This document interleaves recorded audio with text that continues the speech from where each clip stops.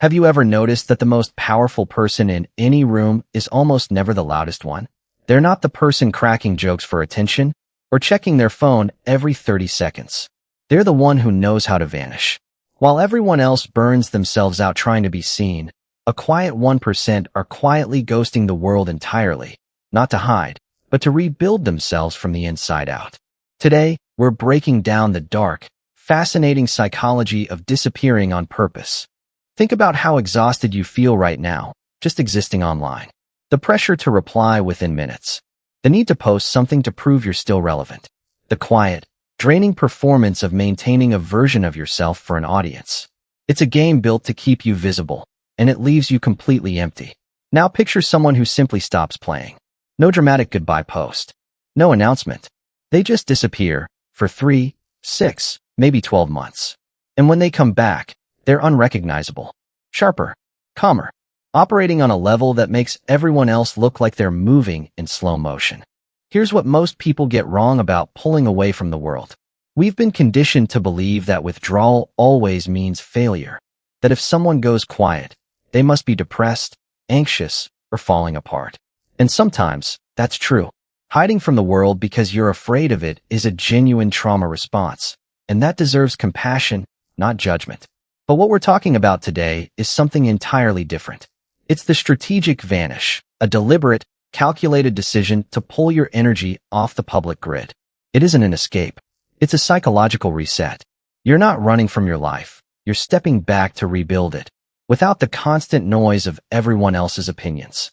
Psychologists sometimes call this identity moratorium, a term from Erik Erikson's theory of identity development, describing a period where someone deliberately steps outside their usual roles to figure out who they actually are, underneath all the performing. Let's look at what's actually happening in your brain when you cut off the outside world. Every notification, every text, every social obligation triggers a small hit of dopamine, followed by a heavier shadow of cortisol. Humans are wired to constantly scan for social threats. Am I accepted? Am I keeping up? Am I meeting expectations? When you're always visible, your nervous system stays locked in a low-grade fight or flight state, and that constant performance burns an enormous amount of mental energy. The moment you go quiet, really quiet, cortisol drops. Your nervous system stops scanning for threats. But the real transformation happens through neuroplasticity, your brain's ability to physically rewire itself. Here's the part most people never hear.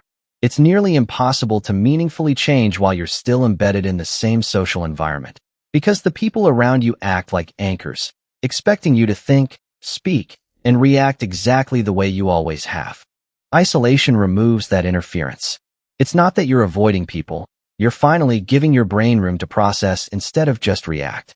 Now let's talk about the lie you've been sold since your first smartphone, that if you're not constantly present, you'll be forgotten, replaced, erased. But constant visibility doesn't make you important, it makes you predictable. When your time is available to anyone, at any moment, it quietly loses its value. This isn't just social intuition, it's basic supply and demand applied to human behavior. Robert Greene wrote about this directly in the 48 Laws of Power. Absence increases respect. The more available you are, the more ordinary you become. Think about the group chats, the mindless scrolling, the constant reacting to lives you don't actually care about. All of it fractures your energy into 100 tiny pieces, pulled away from the one thing that actually matters, building your own life. The people who disappear to level up have simply recognized this pattern and stepped out of it. They understand that real influence is built on scarcity, not constant availability.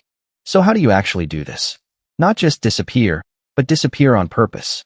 It starts with your physical space. Look at the room you're in right now. Is it a sanctuary, or is it just a container for your chaos? People who isolate out of depression often let their space collapse along with them. Closed curtains, clutter, disorder. But people who disappear strategically do the opposite. They clean up. They remove friction. They turn their space into what feels like a headquarters for change. Then comes the harder part, boundaries. Most people don't struggle with the silence itself. They struggle with the guilt of it. You've been conditioned to explain your absence, to over-apologize, to justify your own time. The strategic vanish requires you to unlearn that. A simple "I can't make it" is a complete sentence. No excuse required. This is also where the crucial distinction lives between toxic isolation and strategic isolation. Locking yourself away to binge shows and scroll for hours isn't a reset. It's just isolation with a different screen. Strategic isolation is active. Deep work, real reading, real physical effort, real stillness with your own thoughts until the noise finally clears. Here's the part almost nobody warns you about.